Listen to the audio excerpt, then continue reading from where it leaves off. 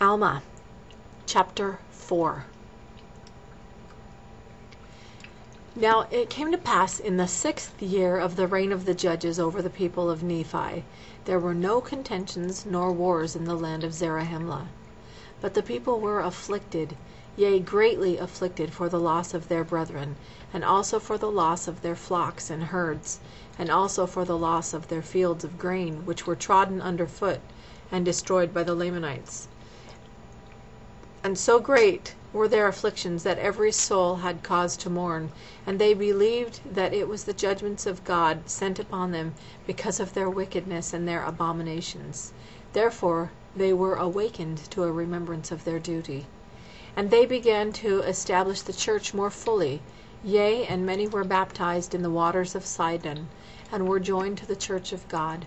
Yea, they were baptized by the hand of Alma, who had been consecrated the high priest over the people of the church by the hand of his father Alma.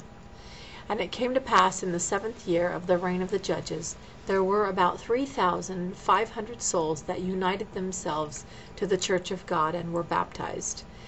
And thus ended the 7th year of the reign of the judges over the people of Nephi, and there was continual peace in all that time. And it came to pass in the 8th year of the reign of the judges, that the people of the church began to wax proud, because of their exceeding riches, and their fine silks, and their fine twined linen, and because of their many flocks and herds, and their gold, and their silver, and all manner of precious things, which they had obtained by their industry. And in all these things were they lifted up in the pride of their eyes, for they began to wear very costly apparel. Now this was the cause of much affliction to Alma, yea, and to many of the people whom Alma had consecrated to be teachers and priests and elders over the church. Yea, many of them were sorely grieved for the wickedness which they saw had begun to be among their people. For they saw and beheld with great sorrow that the people of the church began to be lifted up in the pride of their eyes, and to set their hearts upon riches and upon the vain things of the world, that they began to be scornful one towards another, and they began to persecute those that did not believe according to their own will and pleasure. And thus in the 8th year of the reign of the judges there began to be great contentions among the people of the church, yea, there were envyings, and strife, and malice, and persecutions, and pride, even to exceed the pride of those who did not belong to the church of God. And thus ended the 8th year of the reign of the judges, and the wickedness of the church was a great stumbling block to those who did not belong to the church. And thus the church began to fail in its progress. And it came to pass in the commencement of the 9th year, Alma saw the wickedness of the church, and he also saw that the example of the church began to lead those who were unbelievers on from one piece of iniquity to another, thus bringing on the destruction of the people.